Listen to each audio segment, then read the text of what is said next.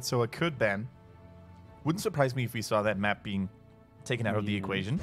Now, there is a battleground that SoA excels on, and that is Sky Temple. They look so formidable on that battleground, so maybe we're going to see a Dragonshire Sky Temple ban, respectively, if both teams did their homework. For now, though, despite SoA performing so admirably strong in this phase, it looks like SPT is still trumping them in most statistics. However, that also includes deaths here, and we do see the Dragonshire pick, Tetcher.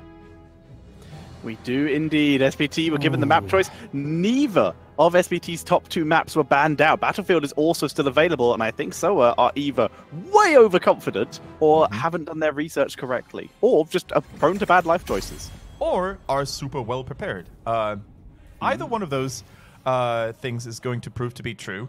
But yeah, we once again have to highlight, guys, in HGC China, throughout 2017 and 2018 up to this point, SPT is undefeated on that very battleground. So is SoA going to be able to crack, to shatter this flawless record? We're going to find out with Maiev being banned for the very first time today. Can you believe it? And yeah, that is quite surprising. Wasn't even picked in any of the games where she wasn't banned. So, surprise! Here is a Maiev. Really excited.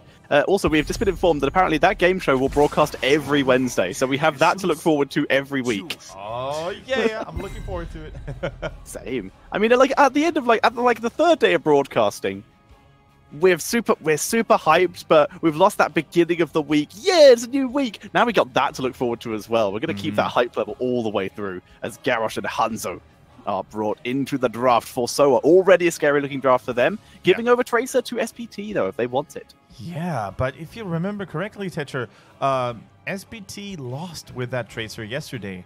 So that is, you know, putting a little bit of a dent into their record there if they want to go for that hero. But of course, that still would mean that Melody sees Tracer still very strong, right? Especially with Malfurion behind her. Tracer is a dominant force, but with Hanzo, one of the counters has already been deployed. Hanzo's range is superior to Tracer's by a large margin. His auto attacks are hitting quite hard, so he could There always... is also the issue, though, that Hanzo is made out of paper mache and Tracer is like a bucket of water poured on it.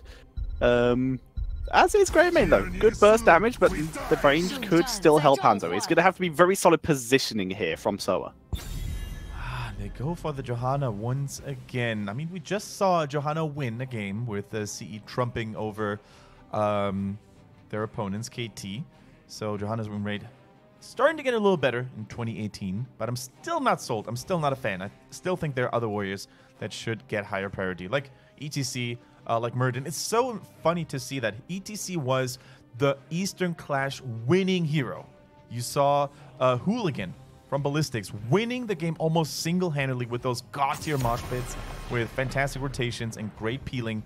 But yet, in China, he seems to have been forgotten almost. So interesting to see. Yeah, it's so strange just how different the drafts in China are compared to some of the other regions. As we see Stukov banned out, though, that is not that different. Still one of the highest level supports in the game right now.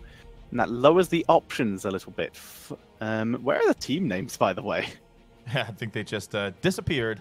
But SoA, of course, is on the right-hand side, whereas SPT is on the left-hand side. So we got you guys. We got you.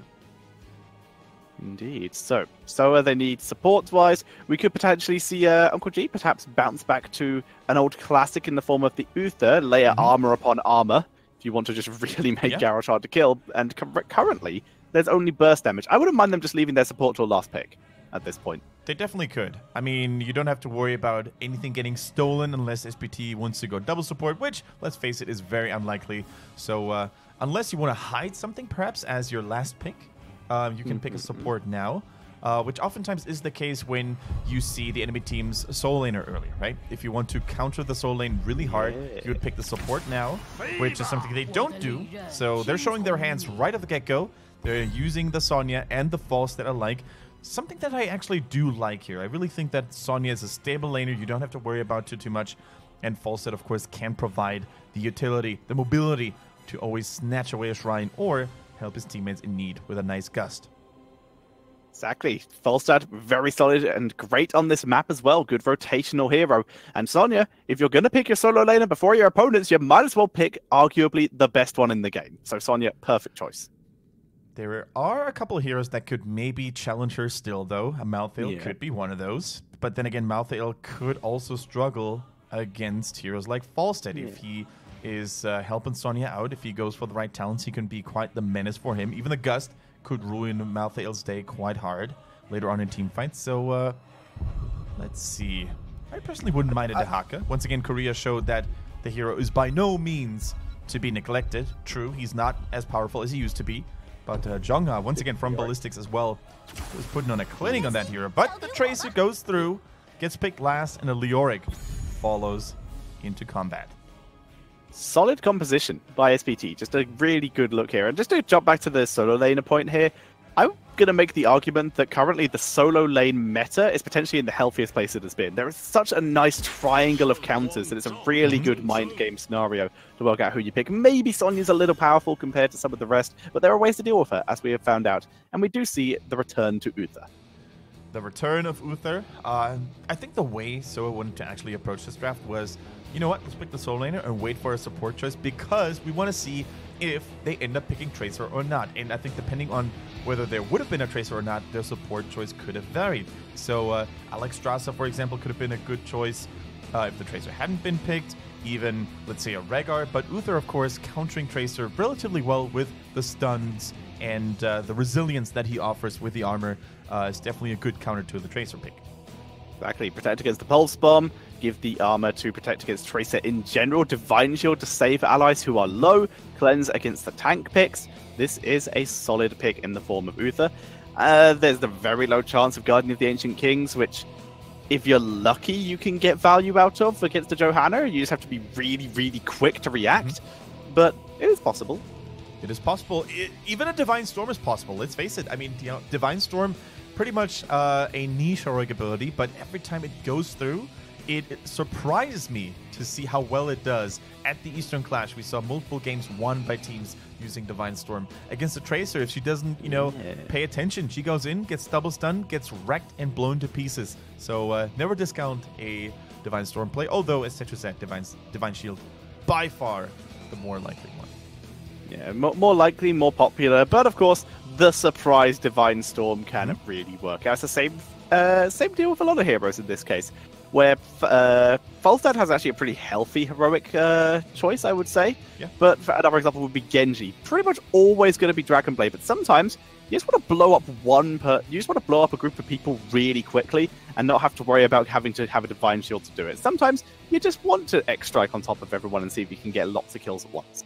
Yeah, definitely true. So, this is going to be our highlight of the day, ladies and gentlemen. SoA, can they defend their pole position in HGC China, or is SPT going to make a big leap towards challenging that? Because keep in mind, even if they win this game 2-0, they're still not fully caught up yet because of SoA's 4-point lead. Now you've seen the drafts, who are you leaning towards? Who do you think actually came out better? If I don't look at the team names, just at the raw drafting, I'm going to give it to SoA. I really think they have a very stable, a very well-rounded team composition. I'm a big fan of Falstad, especially when SoA plays it. They have successfully executed it in Phase 1. I think they've got this. And for almost exactly the same reasons, SoA are going to be my Daniel Bryan in this one, and I'm saying yes. And they are going to potentially win this. The Falstad is going to be such a big deal. Yes, yes, yes. Fantastic. It's probably backwards, actually. I think the camera's mirrored. I actually have no idea.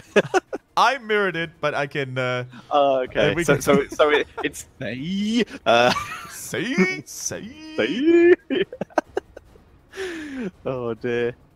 It's a little bit of a delay before the start of the game, but we're going to get you guys into it as soon as possible. Yeah. And we can be good. Like, you're barely starting to follow wrestling again. Have you actually seen What's Up with Daniel Bryan? No, you know who he is? I haven't, unfortunately. I'll tell you about it afterwards, as we are heading into the game.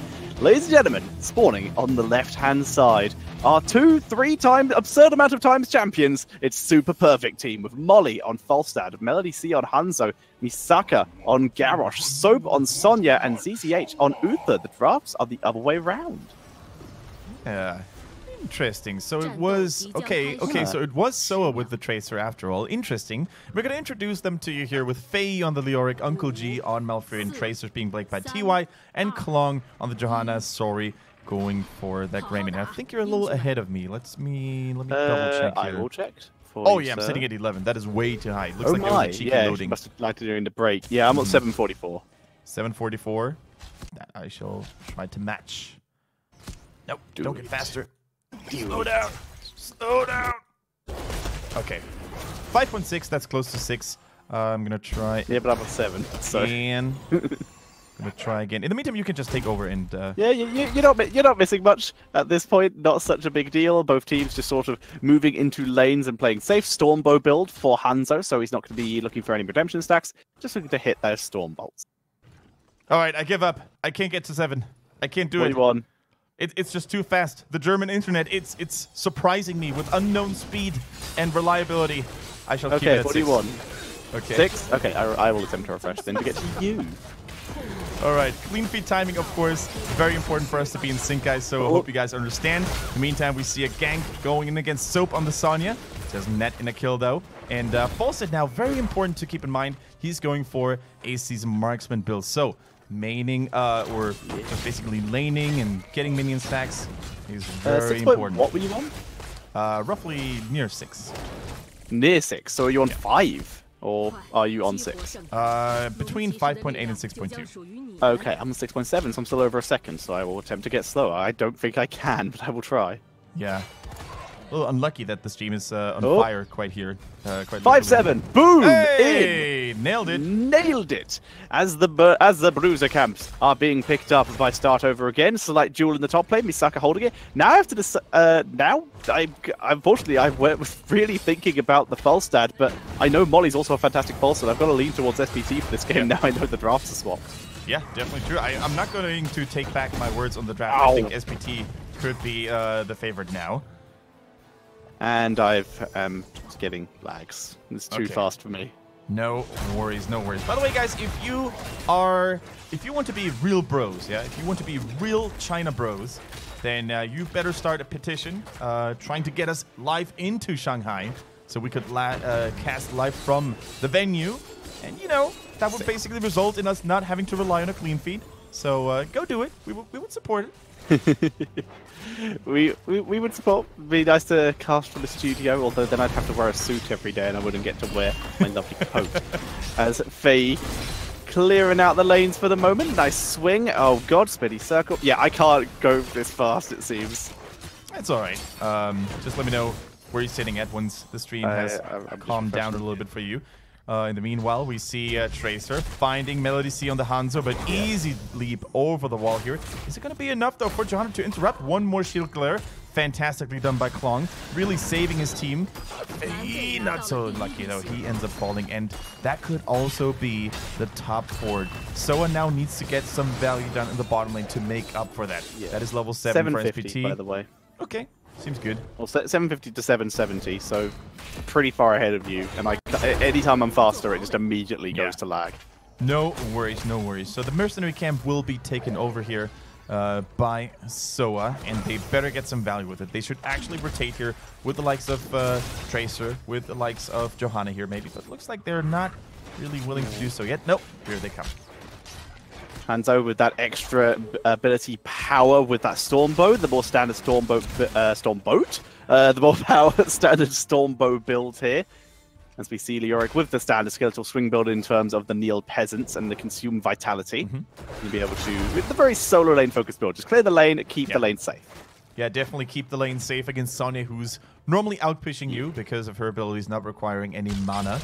But with the Neil Peasants, you can definitely keep up in speed. Molly now trying to help out here with Siege Giants a little bit. But even Uther could, in theory, clear it by himself, especially if he goes for the Holy Shock build, which he did. So free Qs, pew-pew, onto neutral targets as well. Cool to see a little bit of variation here coming in. Up to this point, Chinese and Korean Uthers, as we said earlier, they really like their Hammer of the Lightbringer build, but this time looks like they want to have a little bit of extra poke, long distance poke and damage against Tracer, which is understandable and actually quite good as well. Misaka hovering around the area, found Fei, but Wraithwalk will be available. It's just a question if he can survive long enough, which no, he can't. Good kill by Misaka. Yeah, really good kill. Couldn't even properly use the Wraithwalk. Too strong was the CC chain by Soap and Garrosh. Well done. He wasn't even trying. Like, I think Fei definitely realized there was nothing for him to be done. I like what Kong is doing here, by the way.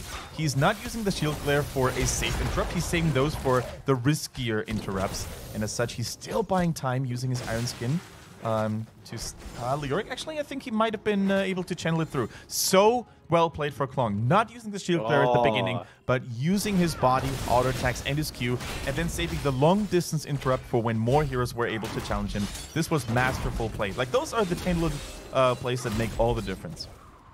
Level 10 is hit for SPT, a little bit quicker thanks to the kill they were able to get earlier on. Dragon Blade, we are seeing the Mighty Gust. Uther is holding... Divine Shield, never mind. The Warlord's Challenge, and it's going to be Wrath of Berserker. Nothing out of the ordinary or super special this time. I mean, I wouldn't have expected a Divine Storm if they didn't plan on going Hinterland Blast, because that would have been a fantastic setup. So it makes a lot of sense now that you can see the Mighty Gust. No, though SoA is currently playing from behind, they're doing an admirable job of delaying the Dragon Knights over and over against a team that is currently sitting on heroic abilities too, right? So here goes the Dragon's Arrow, the Gust, so much disengaged to keep Molly alive for now. The blind is good, though, from Johanna, buys time, and as such, Uncle G is able to pull back. Now it is just Klong who is in danger, though. Damage is just too much, even into the fray. Yeah. And the Blessed Shield, quick picked, but panic cast does not land. Yeah, and here, of course, we have the advantage of Falset, right? The global mobility, basically outrunning or outflying, to be precise, the Leoric. He couldn't take part in that team fight in time. As such, it was a 5 vs 4 situation for SPT. Still only losing Jana. They could have definitely lost more tranquility here, by the way, coming in from Uncle G. Such a good Malfurion in the league.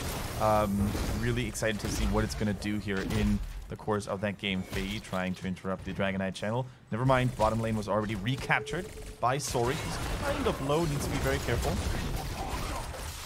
Nice knock up onto Tracer, but recall available. Started with the Groundbreaker, so there was no follow-up stun unless ZZH could have landed the Hammer of Justice. And even then, unlikely Melody C would have had the burst available.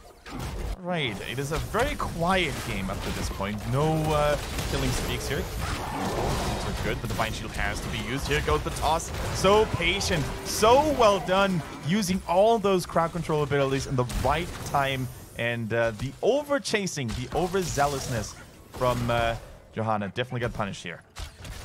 Yeah, and Tranquility being used as an attempted save there, but it's not bursty. It's healing over time, and once your teammates in the enemy base, that's going to be a lot of damage output. And as such, does go down. SPT, yet another attempt, and with Johanna down, the biggest interrupter, that is going to be the Dragon Knight. Finally, first one of the game going over to SPT. Yeah, SPT knows, they know that SoA is doing that Mercenary again because it was the only icon left visible on the minimap. However, there was no cheeky play around the wall. The Gust was ready, but they lacked the vision to apply it efficiently. So playing it patiently, playing it safely here with the Dragon Knight on top of it as well. That is a good call.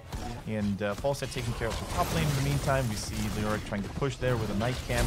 That middle fort, if they don't defend it more, you know, more determinedly, then it's definitely going to fall. Yeah, it's dead. The Dragon Knight punt away on Greymane repeatedly. He was removing so much damage that that fort is absolutely going down. No issues at all for Sonya inside of that. So pulling back, going to be rejoining his team to potentially also put some pressure on the bot lane. Unlikely they're going to use the Dragon Knight's health to tank, but they will absolutely use that repeated fire breath as much as they still have available. So we have a quick pause.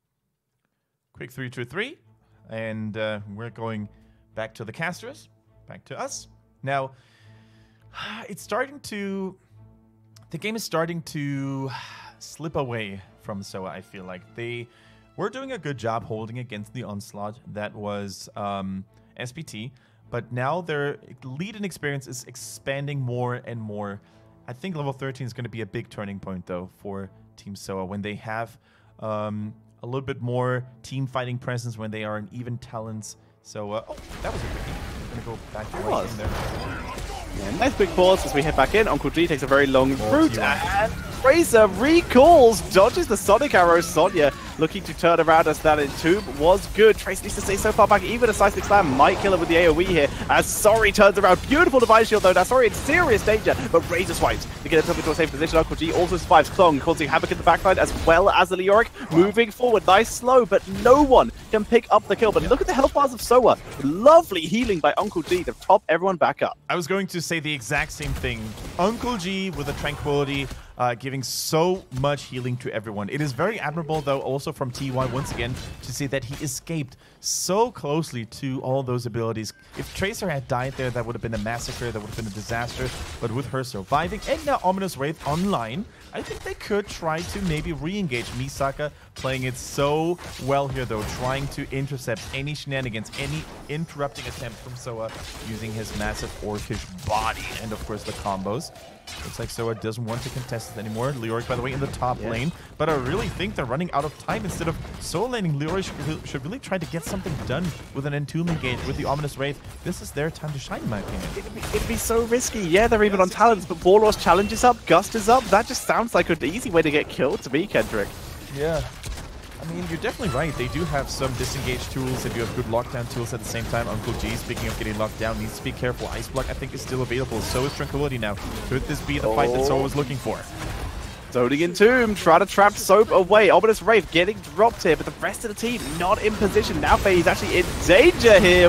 Gets thrown in, surviving though, but finally the Whirlwind with Divine Shield is enough. They've got the kill, but Garrosh taken down as well. Yeah. 1-for-1, and Gust had to be used for disengage. That was a fantastic trade for SoA. Losing Leoric for a Garrosh is definitely worth it. Leoric will come back sooner than his opponent. And without the engaging and disengage capabilities with the Warlord's challenge, I think this is their fort to take. Paul said already, trying to go for a cheeky top play, trying to get them 16, which he did right now. And SoA, they're still a little too afraid. They're still showing a little too much respect for SPT, in my opinion. They could maybe try to go for the gate and the fountain a little more decisively. But as it is, they bought themselves a lot of time trying to get 16 themselves. This was a good move overall. Indeed. SoA really do know something that is actually very difficult to get a feeling for, and that is when to wait. So they knew to wait for their heroics before they went in, despite risking the Entomb being available. There is the Entomb being available, trying to get Melody C, but with no minions, that is forcing them back off of this fort. Ah, that was unfortunate. I think Faye tried to use the Entomb while Garrosh was still on the way, or maybe already on the way to a different lane, to maybe make something happen. The target was good too, but once again, you mentioned the patience. You mentioned the awareness of when to look for a fight, when to just disengage from it. And if they had committed and had followed on that Entomb, I think that could have been a team wipe. So well done by SoA once again. And SPT now with the Dragon Knight in return, though. 16 advantage is too huge for SoA to contest over. We're going to net them in a fort in the bottom lane. At least only a fort in favor, or if you're SoA in this case, you're just happy you don't lose a keep. Yeah, and with this Dragon Knight, once again, like you said, level 16 advantage, just a bit too much. This fort is down, but that's not going to be a huge boost in XP at this point. With the full level lead that they have, this won't actually be that much. There's level 16 as well, as we do see SPT continuing to move forward. Talents being selected here by SoA. Now they have their opportunity to once again try and turn around once the Dragon Knight expires, and at least burn down the Dragon Knight without too much pressure. Nice rollback by Sorry, wasting a huge amount of that Dragon Knight duration with the charge. And Sonya is still inside of that Dragon Knight. They realize SoA that this is a big moment for them to maybe apply significant damage. Moonlit Harmony, by the way, going for Malfurion. So the burst healing instead of the longer duration and the longer heals. And the bigger radius on Moonfire, which is oftentimes the most important thing. They go for Misaka. They lock him in. A huge punch against Greymane, though. Greymane. He's in the enemy base right now. It's a full retreat. Uncle G staying alive with the Tranquility, keeping everyone else alive. Nice burst healing, but the Hanzo damage is just too much. Molly? And engaging pre-Dragon Knight's explosion is a bad plan as the Gust hits both tanks. Faye goes down. Klong will survive because Klong, and as such, he will retreat, but that was overly greedy. Go for the tankiest member while the Dragon Knight was still alive right near the enemy base. That was very unlikely to go well. The Dragon Punt here was absolutely crucial. Without it, I think SoA would have had way better chances to hold their own against the SPT onslaught. Now, there were two things that went wrong for them. First of all, we saw that Dragon Punt, right? Greymane was basically eliminated from that combat. And the engage with the Entomb onto Garrosh, of all people, Tetcher, was a little ambitious, a little bit too risky, because Misaka is no one to be killed that easily, especially with Divine Shield being available, but they didn't even have to use it. So tanky was Misaka. Exactly, and that was the issue. Now SoA fighting from behind again. Level 20 is approaching for SPT, where SoA fighting from just basically inside their tier 2s, trying to keep everything alive. Tracer was soaking mid lane, looking for a potential wraparound. A little bit of damage on CZH, but you can see the level difference, how little damage CZH just took from Tracer. Yeah. Tranquility is ready. Everything is ready for SoA. They realize this is now or never. This is our chance. Actually interrupting. The Hanzo here was so far back in there. Melody C melting the Johanna though. Molly wasn't even there, and that is a disaster for SoA. Sorry is staying alive. Malfurion healing everything he can, but he goes down. Leoric trying to cause some mayhem in the background. They kill off Falstad, but that just leaves Tracer and Leo. Leo in full retreat, but is probably going to take it out. Bullseye, and down he goes. Oh, that kill on Johanna was so crucial. It was melting.